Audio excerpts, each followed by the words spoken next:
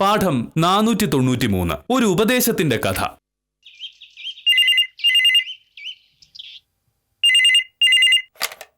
Hello, അതെ. ആ വിലാസൻ ചേച്ചി, എന്തൊക്കെയുണ്ട്? ആ ഉവ്വ്, മോഹനേട്ടൻ എവിടെയുണ്ട്? എന്താ കാര്യം? ആ ഞാൻ പറയാം. 9 മണിക്കോ? ആ അതിനെന്താ കുഴപ്പം, ധൈര്യമായിട്ട് പോരെ.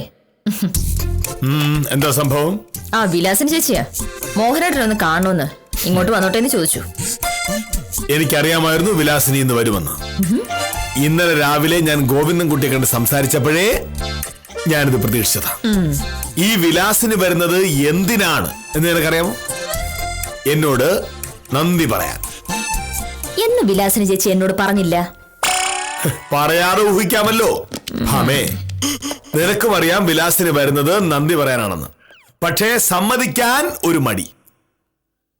ഞാനൊരു കാര്യം വിചാരിച്ചിട്ട് അത് നടക്കുമെന്ന് കണ്ടപ്പോൾ നിനക്ക് നാണക്കേട്. പറഞ്ഞു വരുമ്പോ നാണക്കേട് മാത്രമല്ലല്ലോ പ്രശ്നം. വക്കീലിന് വന്നൊരു കേസ് ഞാൻ ഇല്ലാതാക്കി. തന്റെ ദേഷ്യം കാണും. മോഹനേട്ടൻ വിചാരിച്ചാലൊന്നും സത്യഭാമയുടെ കേസ് ഇല്ലാതാവാൻ പോകുന്നില്ല. ഞാൻ ഇത്രയും കാലത്തിനിടയ്ക്ക് ഒരുപാട് കേസ് വാദിച്ചിട്ടുണ്ട്. അതൊന്നും ഇല്ലാതാക്കാൻ മോഹനേട്ടനെ കൊണ്ട് പറ്റിയിട്ടില്ലല്ലോ. ഞാൻ ശ്രമിക്കാത്തത് കൊണ്ട് ഇന്ന് മുതൽ നിനക്ക് വരുന്ന കേസുകളിൽ സംസാരിച്ചു തീർക്കാവുന്നതെല്ലാം ഞാൻ തീർത്തിരിക്കും. ഒരു നിവൃത്തിയില്ലാതെ വരുമ്പോ മാത്രം ആളുകൾ വക്കീലിനെയും കോടതിയൊക്കെ ആശ്രയിക്കേണ്ടി വരുന്നുള്ളൂ. വക്കീലേ, ആ വിലാസിനുടെ കേസ് പോട്ടെ. ദാ എനിക്ക് അടുത്ത കേസ് വന്നു. പറ്റുമെങ്കിൽ സാർ അതൊന്നും ഇല്ലാതാക്കി കാണിക്കേ. നമസ്കാരം വക്കീലേ. നമസ്കാരം. ആകെ പുലുവാലായല്ലോ വക്കീലേ. ആ പ്രകാശൻ രമേശനും കൂടി ഇന്നലെ മുടിഞ്ഞ വഴക്കായിരുന്നു. രാത്രിയിൽ കൃഷ്ണൻകുട്ടിയുടെ ചായക്കടയുടെ മുമ്പിൽ വെച്ച് ഭയങ്കര തർക്കം ഉണ്ടായി. ഇതിപ്പോ എന്താ ചെയ്യാൻ പറ്റുന്ന വക്കീലേ? ഞാൻ അതിൽ എന്ത് ചെയ്യണം? നാട്ടിൽ ആരൊക്കെ തമ്മിൽ അങ്ങനെ എന്തൊക്കെ തർക്കം നടക്കുന്നു, അതിലിടപെടേണ്ടത് പോലീസാണ്, വക്കീലല്ല. അല്ല അങ്ങനെ അല്ലല്ലോ വക്കീലേ. അന്ന് പ്രകാശൻ കേസ് കൊടുക്കാൻ വേണ്ടി വക്കീലിനെ കാണാൻ വന്നതാണല്ലോ. നമുക്ക് ആ കേസ് ഒന്ന് പൊടി തട്ടി എടുത്താലോ? അങ്ങനെ വഴിക്ക് വാ. അന്ന് ഞാൻ പ്രകാശിന് വേണ്ടി കേസ് ഫയൽ ചെയ്യാൻ സകല തയ്യാറെടുപ്പുകളും നടത്തിയതാണ്. പക്ഷേ ഫയൽ ചെയ്യാനിരുന്നതിന്റെ തലേന്ന് ഇതേ ഉത്തമൻ തന്നെ എന്നോട് വന്ന് പറഞ്ഞു പ്രകാശിനും രമേശിനും ഒത്തുതീർപ്പായി എന്ന്. അന്ന് ഞാൻ ഉത്തമനോട് പറഞ്ഞ എന്താന്ന് ഓർമ്മയുണ്ടോ? ഇനിയും ഇത് വഴക്കിലെത്തും. അന്ന് കേസ് കൊടുക്കാൻ പറഞ്ഞ് എന്റെ പുറകിന്ന്. വക്കീല് പറയുന്നത് ശരി തന്നെയാണ്. പക്ഷെ ഈ പ്രകാശനും രമേശനും ചേട്ടനും അനിയനും അല്ലേ, ഒരു പ്രശ്നം തീരുകയാണെന്നുണ്ടെങ്കിൽ തീരട്ടെ എന്ന് ഞാൻ കരുതി. നമസ്കാരം സാർ. അത്രേ ഉള്ളൂ. ലോകത്തിൽ തീർക്കാവുന്ന പ്രശ്നങ്ങളും ഒരിക്കലും തീരാത്ത പ്രശ്നങ്ങളും ഉണ്ട്. പ്രകാശനും രമേശനും തമ്മിലുള്ള വഴക്ക് ഒരിക്കലും തീരില്ല എന്ന് സ്പഷ്ടമായി അറിയാവുന്നത് കൊണ്ടാണ് ഞാൻ അന്ന് അങ്ങനെ പറഞ്ഞത്. ഇപ്പൊ പറഞ്ഞത് തെറ്റ്. ലോകത്തിൽ സംസാരിച്ചും സമവായത്തിലൂടെയും തീർക്കാൻ പറ്റാത്ത ഒരു പ്രശ്നമില്ല.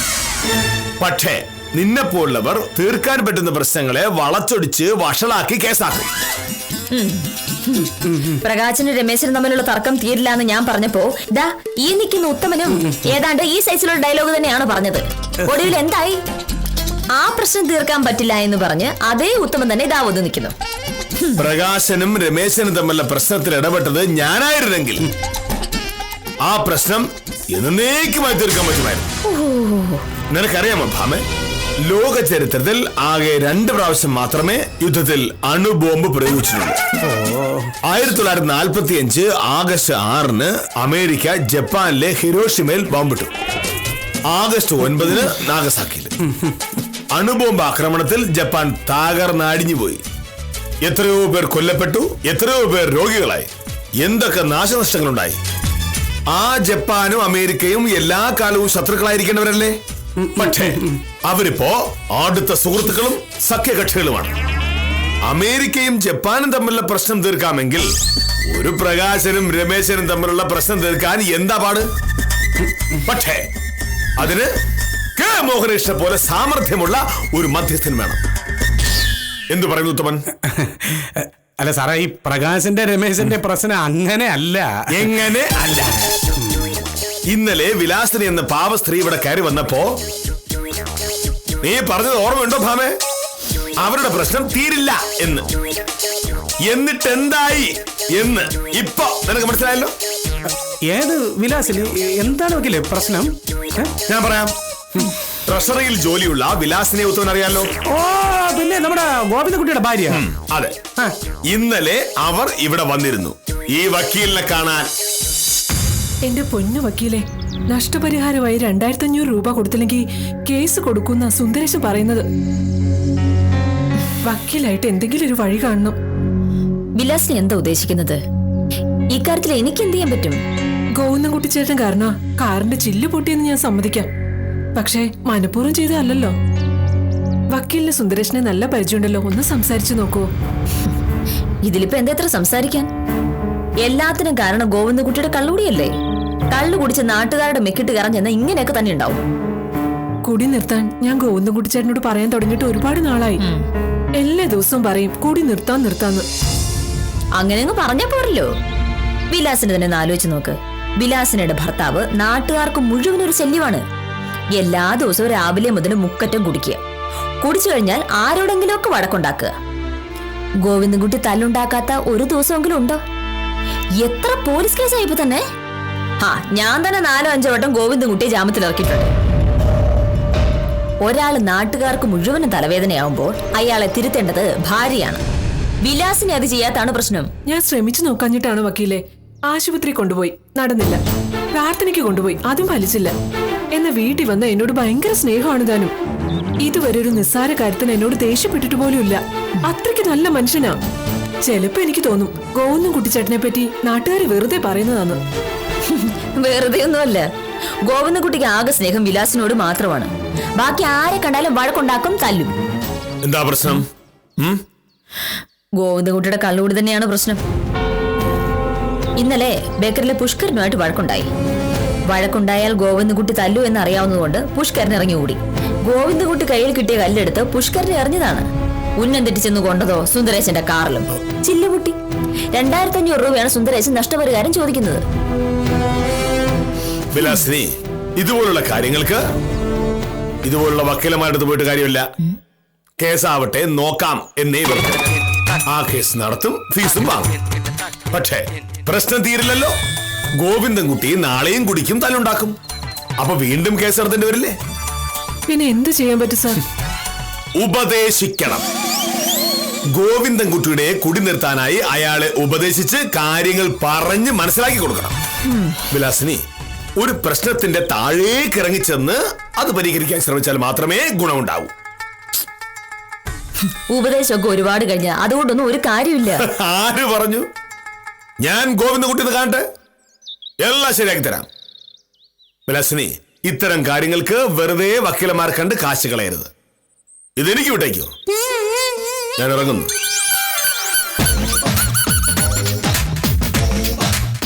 മോഹനകൃഷ്ണ സാർ എന്താ ഉദ്ദേശിക്കുന്നേ? അയ്യോ അറിയില്ലേ, വില്ലേജ് ഓഫീസർ ആവുന്നതിന് മുന്നേ മോഹനേട്ടൻ ഉപദേശിയായിരുന്നു. എന്തുമാത്രം പേരെയാണ് ഉപദേശം നന്നാക്കിയെന്ന് അറിയാമോ? അമ്പമ്പോ, അങ്ങനെ ഒരു സംഭവം ഉണ്ടായ? അയ്യോ, ഞാൻ അറിഞ്ഞില്ല. പിന്നെ വിലാസന് സാറ് പറഞ്ഞതിൽ കാര്യമുണ്ട് സാറേ. ഈ ഗോവിന്ദൻകുട്ടി മിക്കവാറും ഫുൾ ടൈം ഫിറ്റില്ല ആയിരിക്കും. പക്ഷേ ഇന്നലെ വിലാസിനോട് ഞാൻ പറഞ്ഞതെന്താ? ഒന്നും പേടിക്കേണ്ട വിലാസിനി, ഗോവിന്ദൻകുട്ടിയെ ഞാൻ ശരിയാക്കി തരാം എന്ന്. ഭാമ അപ്പോഴും സമ്മതിച്ചിട്ടില്ല. കാരണം ഗോവിന്ദൻകുട്ടി വെള്ളമടിച്ച് നാട്ടുകാരോട് മുഴുവൻ വഴക്കുണ്ടാക്കുന്നത് കൊണ്ടാണല്ലോ നാട്ടുകാർ ഗോവിന്ദൻകുട്ടിക്കെതിരെ കേസ് കൊടുക്കുന്നത്. അങ്ങനെ നാട്ടുകാരും പോലീസും ഗോവിന്ദൻകുട്ടിക്കെതിരെ കേസ് കൊടുക്കുന്നത് കൊണ്ടാണല്ലോ ഈ വക്കോലിന് കേസ് കിട്ടുന്നത്. എന്നിട്ട് സംഭവം എന്തായി സാറേ?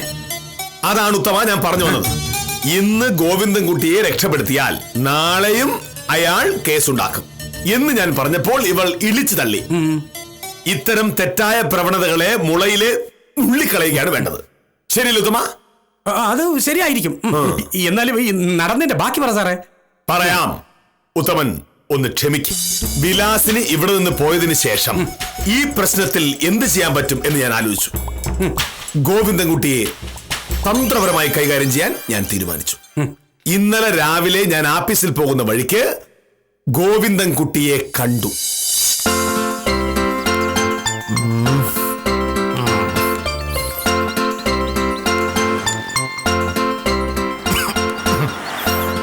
ഗോവിന്ദൻകുട്ടിയല്ലേ വരുന്നത്? തേടിയ വള്ളിക്കാലി ചുറ്റി. അയ്യോ നമസ്കാരം സാറേ. ഗോവിന്ദൻകുട്ടി കൂടെ രാവിലെ അങ്ങനൊന്നും ഇല്ല സാറേ. ഈ ഗോവിന്ദൻകുട്ടിക്ക് മുകളിൽ ആകാശം താഴെ ഭൂമി. അങ്ങനെ പോരല്ലോ ഗോവിന്ദൻകുട്ടി. നമുക്ക് ജീവിതത്തിൽ ഒരു ലക്ഷ്യമില്ലാതെ വന്നാൽ ആകെ കുഴപ്പമാവില്ലേ? നമ്മളൊക്കെ മനുഷ്യരല്ലേ? മനുഷ്യനായതുകൊണ്ടാണല്ലോ സാറേ കള്ളു കുടിക്കുന്നത്. മൃഗങ്ങൾ കള്ളു കുടിക്കോ? അതല്ല ഗോവിന്ദൻകുട്ടി. ഗോവിന്ദൻകുട്ടി എന്നെ നോക്കൂ. നാട്ടുകാർക്കൊക്കെ എന്നെ എന്ത് ബഹുമാനമാണ്. അതെന്തുകൊണ്ടാണ്? സാറ് വില്ലേജ് ഓഫീസർ ആയതുകൊണ്ട്. അത് മാത്രമല്ല ഗോവിന്ദൻകുട്ടി, ഞാൻ കള്ളു കുടിക്കില്ല. എല്ലാവരോടും വളരെ മാന്യമായി പെരുമാറും. മറ്റുള്ളവർക്കൊരാവശ്യം വന്നാൽ സഹായിക്കും. അങ്ങനെയല്ലേ മനുഷ്യർ? അയ്യോ സാറിന് ഉപദേശിച്ച് നന്നാക്കാൻ നോക്കുവാണോ? എന്റെ സാറേ, എന്റെ കള്ളൂട് നിർത്തിക്കാൻ വിലാസിന് എന്തൊക്കെ ചെയ്തു അറിയോ? പ്രാർത്ഥിക്കാൻ കൊണ്ടുപോയി, ആശുപത്രി കൊണ്ടുപോയി, ഒന്നും നടന്നില്ല. ഗോവിന്ദൻകുട്ടി കുടി നിർത്തണം എന്നല്ല ഞാൻ പറഞ്ഞത്, കുടി കുറയ്ക്കണം എന്നാണ്. സത്യത്തിൽ ഗോവിന്ദൻകുട്ടിയുടെ പ്രശ്നം കുടിക്കുന്നതല്ല, കുടിച്ച് വഴക്കുണ്ടാക്കുന്നതാണ്. എല്ലാ ദിവസവും ഗോവിന്ദൻകുട്ടി ആരുമായിട്ടെങ്കിലും വഴക്കുണ്ടാക്കും. അങ്ങനെ വഴക്കും തല്ലുണ്ടാക്കുന്നതിന്റെ പേരിൽ ഗോവിന്ദൻകുട്ടിയുടെ പേരിൽ എന്തുമാത്രം കേസുണ്ട്? നാട്ടുകാർക്ക് എത്രമാത്രം രൂപ നഷ്ടപരിഹാരം കൊടുത്തിട്ടുണ്ട്? സത്യത്തിൽ ഗോവിന്ദൻകുട്ടി കുടിച്ചു കളയുന്നതിനേക്കാൾ കൂടുതൽ കാശ് വഴക്കുണ്ടാക്കി കളയുന്നില്ലേ? ഇതൊക്കെ നിർത്തി കുറച്ചുകൂടി മാന്യമായി പെരുമാറിയാൽ ഗോവിന്ദൻകുട്ടിയെ നാട്ടുകാർ സ്നേഹിക്കും, ബഹുമാനിക്കും. ഗോവിന്ദൻകുട്ടി ഇങ്ങനെ നടന്നു വരുമ്പോൾ എല്ലാവരും അടുത്തുകൂടി വർത്താനം പറയും. ഇപ്പൊ ഗോവിന്ദൻകുട്ടി കാണുമ്പോൾ ആളുകൾ ഒളിച്ചോടുകയാണ്. ശരി, എന്തായാലും നാട്ടുകാരും കാണിക്കാത്ത സ്നേഹം സാർ എന്നോട് കാണിച്ച സ്ഥിതിക്ക് ഞാൻ ചോദിക്കുക, ഞാൻ എന്താ ചെയ്യണ്ടേ? കുറച്ചുകൂടി മാന്യമായി പെരുമാറണം. വെള്ളമടിച്ച് ബോധമില്ലാതെ ഇങ്ങനെ നടക്കരുത്. നാട്ടുകാരോട് വഴക്കുണ്ടാക്കരുത്. ഗോവിന്ദൻകുട്ടിയോടുള്ള സ്നേഹം കൊണ്ടാണ് ഞാൻ ഈ പറയുന്നത്. ഒരു ജ്യേഷ്ഠ സഹോദരനാണെന്ന് കരുതിയാൽ മതി. ഞാൻ പറയുന്നത് ഗോവിന്ദൻകുട്ടി അനുസരിക്കില്ലേ? അനുസരിക്കുമെന്ന് എനിക്കറിയാം. ഇനി മേലിൽ നാട്ടിൽ ഒരാളും ഗോവിന്ദൻകുട്ടി പ്രശ്നക്കാരനാണ് എന്ന് പറയരുത്. മനസ്സിലായോ? ഒരാൾ ആദ്യമായിട്ടോ സാറേ ഇത്ര സ്നേഹത്തോടെ എന്നോട് സംസാരിക്കുന്നു. ഞാൻ സാറിനെ അനുസരിക്കും. ഇനി ഞാനിങ്ങനെ കുടിച്ച് ബോധമില്ലാതെ നാട്ടുകാർക്ക് ശല്യമായിട്ട് നടക്കില്ല. ഇത് സത്യം. ഓഹോ, അപ്പൊ അതാണ് കാര്യം. ഞാൻ ഇപ്പോഴാണ് ഓർത്തത്.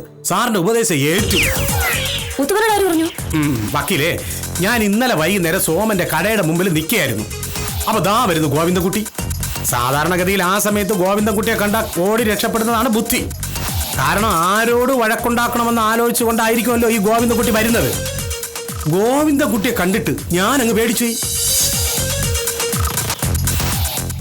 ഹലോ ശങ്കരൻകുട്ടി ചേട്ടാ, ഞാനാണ് ഉത്തമേ. ആ കൃഷി ഓഫീസിലെ സംഭവം ഞാൻ ശരിയാക്കിയിട്ടുണ്ട്.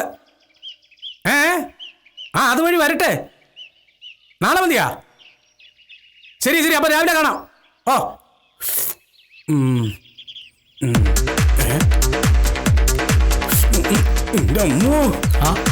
ഇഷ്ടപ്പെടുന്നതാണ് ബുദ്ധി. സോമ പൈസ നാളെ തരാമേ.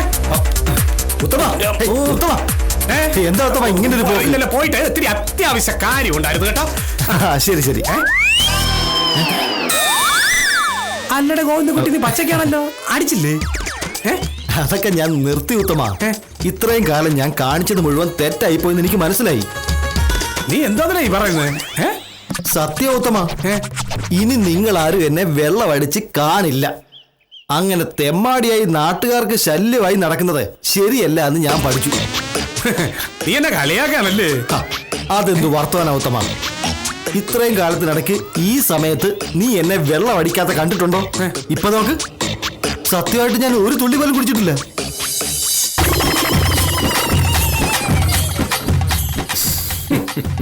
ഗോവിന്ദൻകുട്ടി എന്ത് പറ്റി നോർത്ത് ഞാൻ അന്തം വിട്ടുപോയി സാറേ. അവൻ പറഞ്ഞ് സത്യമാണ്.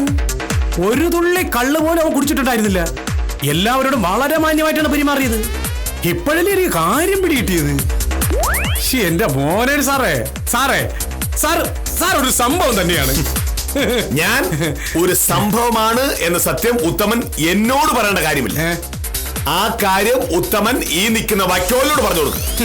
വക്കീലെ, സാറ് പറയുന്ന പല കാര്യങ്ങളും എനിക്ക് യോജിപ്പില്ല. പക്ഷേ ഇവിടെ ഈ കാര്യത്തിൽ സാറിനെ സമ്മതിച്ചേ പറ്റൂ. ഗോവിന്ദൻകുട്ടിയെ പോലെ ഒരാളിനെ മാനസാന്തരപ്പെടുത്തണമെന്നുണ്ടെങ്കിൽ അത് മോഹനയുടെ സാർ വിചാരിച്ചാലേ നടക്കൂ. ഉത്തമൻ ഞെട്ടിയതുപോലെ വിലാസിനെയും ഞെട്ടിക്കാണും. അതുകൊണ്ടാണല്ലോ എന്നോട് നന്ദി പറയാൻ ഇങ്ങോട്ട് വരുന്നത്. ഇതൊക്കെ എത്ര ദിവസത്തേക്കാണ് നമുക്ക് കാണാം. പറയുന്നത് വില്ലേജ് ഓഫീസർ ആണല്ലോ എന്നോർത്ത് ഒരു ദിവസത്തെ കൂടി നിർത്തി കാണും. അതിലൊന്നും ഒരു കാര്യമില്ല. ഉത്തമ, ഒരു 11 മണിയാകുമ്പോഴേക്കും പ്രകാശനോട് വക്കീൽ ഓഫീസിലേക്ക് വരാൻ പറ. ഞാനിവിടെ ഉണ്ടാവും. ഒന്ന് ഇത്തിരി മാറുമോ? സാറേ, ഞാൻ ഇറങ്ങട്ടെ. ഉത്തമ, ഈ പ്രകാശനും രമേശനും തമ്മിലുള്ള പ്രശ്നം തീർക്കണം എന്നാണോ ഉത്തമന്റെ ലക്ഷ്യം? അതോ ആ പോയ വക്കീലിന് ഒരു കേസ് പിടിച്ചു കൊടുക്കണം എന്നാണോ? പറഞ്ഞു വരുമ്പോ രണ്ടുമുണ്ട് സാറേ. ഈ വക്കീലൊരു കേസും ആവും, പ്രകാശൻ രമേശനും തമ്മിലുള്ള പ്രശ്നം തീരുകയും ചെയ്യും. എങ്കിൽ പ്രകാശനെ വക്കീൽ ഓഫീസിലേക്ക് പറഞ്ഞു വിടണ്ട. ഇന്ന് തന്നെ ഞാൻ പ്രകാശനെയും രമേശനെയും കണ്ട് പ്രശ്നങ്ങൾ പറഞ്ഞു തീർക്കാം. അല്ല സാറേ, അത് ഈ ഗോവിന്ദൻകുട്ടിയെ നന്നാക്കിയെടുക്കാൻ പറ്റുമെങ്കിൽ പ്രകാശനെയും രമേശനെയും ശരിയാക്കിയെടുക്കാനാണോ പാട്? ഉത്തമൻ ധൈര്യമായിട്ട് ചെല്ല്.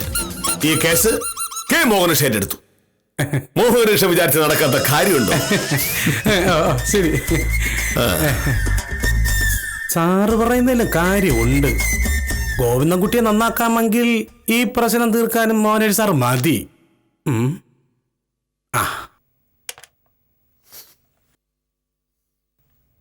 ഭാമേ, കുറച്ചു മുമ്പ് നീ എന്താ പറഞ്ഞത്? നീ ഇത്രയും കാലത്തിനിടയ്ക്ക് ഒരുപാട് കേസുകൾ വാദിച്ചിട്ടുണ്ട്, അതൊന്നും ഇല്ലാതാക്കാൻ എനിക്ക് പറ്റിയിട്ടില്ല എന്ന്. ഇതുവരെ ഞാൻ അതിന് ശ്രമിച്ചിട്ടില്ലായിരുന്നു. ശ്രമിച്ചിരുന്നുവെങ്കിൽ ഈ വക്കീല് കേസില്ലാ വക്കീലായി ഇവിടെ ഇരുന്നേനെ. ഗോവിന്ദൻകുട്ടിയുടെ കൂടി നിർത്തിയതിന്റെ പേരിലാണോ മോഹനയുടെ ഈ കിടന്ന ആളാവാൻ നോക്കണേ? അതൊരു ഭാഗ്യം. ഒരു ചക്ക വീണപ്പോ മുയല് ചത്തു എന്ന് കരുതി എല്ലാ ചക്ക വീഴുമ്പോഴും മുയല് ചാവണമെന്നില്ല കേട്ടോ. മുയല് ചാകണമെന്ന് ചക്കയിടുന്നയാൾ തീരുമാനിച്ചാൽ ആ മുയല് ചത്തിരിക്കും. അതുകൊണ്ടാണല്ലോ നിന്റെ രണ്ടാമത്തെ കേസ് ഞാൻ പൊളിച്ചത്. പ്രകാശൻ നിന്നെ കാണാൻ ആഫീസിലേക്ക് വരില്ല. വീണ്ടും മുയല് ചത്തു. മോഹനേട്ടാ, ഇത് വൃത്തികേടാണേ. മോഹനയുടെ കാര്യങ്ങളിലെല്ലാം ഞാൻ ഇടപെടാറുണ്ടോ? പിന്നെ എന്തിനാ എന്റെ കാര്യത്തിൽ ഇങ്ങനെ മോഹനേട്ട ഇടപെടുന്നേ? ഞാൻ നിന്റെ ഭർത്താവാണ്. ഭാര്യ ഭർത്താവൊക്കെ ഇവിടെ. ഇത് നമ്മുടെ ജോലിയുടെ കാര്യമാണ്. അതൊക്കെ കൊള്ളാലോ. സാധാരണ ഭർത്താക്കന്മാരാണെങ്കിൽ ഭാര്യയ്ക്ക് പുതിയ കേസ് പിടിച്ചു കൊടുക്കാൻ നോക്കും. ഇവിടെ നേരെ തിരിച്ചാണ്. എന്നെ വിശ്വസിച്ച് എന്നെ കാണാൻ വരുന്ന ആളോട് എന്റെ ഭർത്താവ് തന്നെ എന്നെ പറ്റി താഴ്ത്തി പറയാന്നൊക്കെ പറഞ്ഞിട്ടുണ്ടെങ്കിൽ നിന്റെ അഹങ്കാരം കുറയാൻ ഇതേ ഉള്ളു വഴി. മോഹനേട്ടാ, ഇത് പ്രശ്നമാവേ. മേലിൽ എന്റെ ജോലിക്കാര്യത്തിൽ മോഹനേട്ട ഇടപെടാൻ പാടില്ല. നിന്റെ ജോലിക്കാര്യത്തിലല്ലല്ലോ ഞാൻ ഇടപെട്ടത്. പിന്നെ ഗോവിന്ദൻകുട്ടിയുടെ കള്ളുകൂടി നിർത്തിച്ച് അവനെയും വിലാസിനെയും സഹായിക്കണമെന്ന് തീർത്തും മനുഷ്യത്വത്തിന്റെ പേരിൽ എനിക്ക് തോന്നി. അതുപോലെ തന്നെ പ്രകാശന്റെയും രമേശന്റെയും കാര്യം. ഒരു കുടുംബത്തിലെ രണ്ടുപേർ തമ്മിൽ വഴക്കുണ്ടാക്കുമ്പോ അത് പറഞ്ഞു തീർക്കുന്നത് എങ്ങനെ തെറ്റാവും?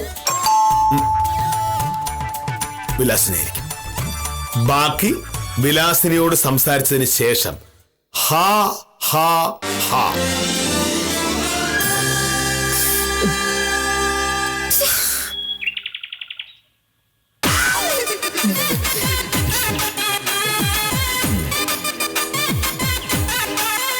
നമസ്കാരം സർ. ഞാൻ വിലാസിനെ പ്രതീക്ഷിച്ചിരിക്കുകയായിരുന്നു. വിലാസിനെ വിളിച്ചുവെന്ന് ഭാമ പറഞ്ഞു. ഗോവിന്ദൻകുട്ടി ചേട്ടൻ കള്ളു കുടിച്ച് നാട്ടുകാരോട് വഴക്കിന് പോകുന്നത് നിർത്തി സർ. ഞാൻ അറിഞ്ഞു. ഇന്നലെ ഞാൻ ഗോവിന്ദൻകുട്ടിയെ കാര്യമായിട്ടൊന്ന് ഉപദേശിച്ചിരുന്നു. ആ ഉപദേശം ഫലിക്കാതിരിക്കുവോ? ഇതാണ് വിലാസിനി ഞാൻ പറയുന്നത്. ഒരു പ്രശ്നം പരിഹരിക്കണമെങ്കിൽ ബുദ്ധിയുള്ളവരോട് ചോദിക്കണമെന്ന്. എന്നാലും ഗോവിന്ദൻകുട്ടി ചേട്ടൻ ഇങ്ങനെ ഒരു മാറ്റം ഞാൻ ഒട്ടും പ്രതീക്ഷിച്ചില്ല. വക്കീൽ ഇവിടെ ഇല്ലേ സാറേ? എനിക്ക് വക്കീലിനെ കൂടി ഒന്ന് കാണണം. വക്കീൽ ഇവിടെ ഉണ്ട്. അല്ലെങ്കിലും വിലാസിന് തന്നെ ഈ സന്തോഷ വാർത്ത അവളോട് പറയുന്നതാണ് അതിന്റെ രീതി. ഗോവിന്ദൻകുട്ടിയെ ഉപദേശിച്ച് നേരെയാക്കാമെന്ന് ഞാൻ പറഞ്ഞപ്പോ അവളല്ലേ പറഞ്ഞത് നടക്കില്ല എന്ന്.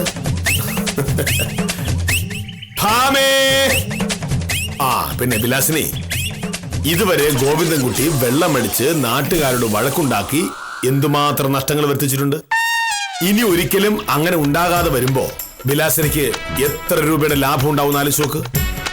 അതുപോലെ ഗോവിന്ദൻകുട്ടി നാട്ടുകാരോട് തല്ലുണ്ടാക്കിയതിന്റെ പേരിൽ എന്തുമാത്രം കേസുണ്ടായി. ആ കേസിനെല്ലാം കൂടി ഈ വക്കീലിന് എന്തുമാത്രം ഫീസ് കൊടുത്തു. ഇനി മുതൽ വിലാസിനിക്ക് അങ്ങനെ ഒരു ചെലവും വരില്ല. ചുരുക്കത്തിൽ എന്റെ സമയോചിതമായ ഇടപെടൽ കാരണം വിലാസിനിക്ക് 1000കണക്കിന് രൂപയാണ് ലാഭം ഉണ്ടായത്. അതെ സാറേ, അതെനിക്കറിയാം. എന്തായാലും വക്കീലെ, ഇനി എനിക്ക് ഈ ആവശ്യം പറഞ്ഞ് വക്കീലിനെ കാണേണ്ട ആവശ്യം വരില്ല. അതുകൊണ്ട് അവസാനമായിട്ട് വക്കീൽ എനിക്ക് ഒരു കേസ് കൂടി വാദിച്ചു തരണം. എന്ത് കേസ്? മോഹനകൃഷ്ണ സാറിന്റെ ഉപദേശം കേട്ടതോടെ നാട്ടിൽ ഇങ്ങനെ നാണം കെട്ട് നടക്കുന്നതും നാട്ടുകാരുമായിട്ട് വഴക്ക് കൂടുന്നതും ഒന്നും നല്ലതല്ല എന്ന് ഗോവിന്ദൻകുട്ടി ചേട്ടന് മനസ്സിലായി. അതുകൊണ്ട് ഇന്നലെ ബ്രാൻഡിക്കടയിൽ പോയി ഒരു കുപ്പി ബ്രാൻഡി വാങ്ങി വീട്ടിൽ കൊണ്ടുവന്ന് കുടിച്ചു. ബ്രാൻഡി തലയ്ക്ക് പിടിച്ചതും ഗോവിന്ദൻകുട്ടി ചേട്ടന്റെ സ്വഭാവം മാറി. എഴുന്നേറ്റ് എന്റെ കർണത്ത് ഒറ്റയടി. ജീവിതത്തിൽ ആദ്യമായിട്ടാ ഗോവിന്ദൻകുട്ടി ചേട്ടൻ എന്നെ തല്ലുന്നത്. പിന്നെ ആ വീട്ടിൽ നടന്നത് എന്താണെന്ന് എനിക്ക് പറയാൻ പറ്റില്ല. അടുക്കളയിലെ പാത്രങ്ങൾ പൊട്ടിച്ചു, കസേര തല്ലി ഒടിച്ചു, ഫോൺ എടുത്തെറിഞ്ഞു. അതിന്റെയൊക്കെ ഇടയിൽ എനിക്ക് കിട്ടിയ തല്ലിന് കണക്കില്ല. ഗോവിന്ദൻകുട്ടി ചേട്ടന് കള്ളു കുടിക്കണം, കള്ളു കുടിച്ച വഴക്കുണ്ടാക്കണം. ഇതുവരെ അതൊക്കെ നാട്ടുകാരുടെ നേരെ ആയതുകൊണ്ട് എനിക്കൊരു പ്രശ്നം ഉണ്ടായിരുന്നില്ല. ഈ സാറിന്റെ ഉപദേശം കേട്ട് അങ്ങനെ നാട്ടിൽ മാന്യനായതോടെ ഇനി കൂടി വീട്ടിൽ തന്നെയാണെന്നാ പറഞ്ഞത്. അതിന്റെ അർത്ഥം സാറിന് മനസ്സിലായി കാണുമല്ലോ. വക്കീലെ, എനിക്ക് ജീവന് കൊതിയുള്ളതുകൊണ്ട് പറയാ, എനിക്ക് ഡൈവോഴ്സ് വേണം. സാറൊന്നും പറയണ്ട, ഇതല്ലാതെ എന്റെ മുമ്പിൽ വേറെ വഴിയൊന്നും ഇല്ല. വക്കീലെ, ഒരു 10:30 ഞാൻ വക്കീൽ ഓഫീസിലേക്ക് വന്ന് വക്കാലത്ത് ഒപ്പിട്ട് തരാം. വളരെ നന്ദിയുണ്ട് സാറേ, വരട്ടെ. ഈ ലാഫിനി ഞാന് ഗോവിന്ദൻകുട്ടി ഒന്നുകൂടെ ഉപദേശിച്ച് നോക്കിയാലോ? ഇതുകൊണ്ടൊന്നും സാറിന് മതിയായില്ല അല്ലേ?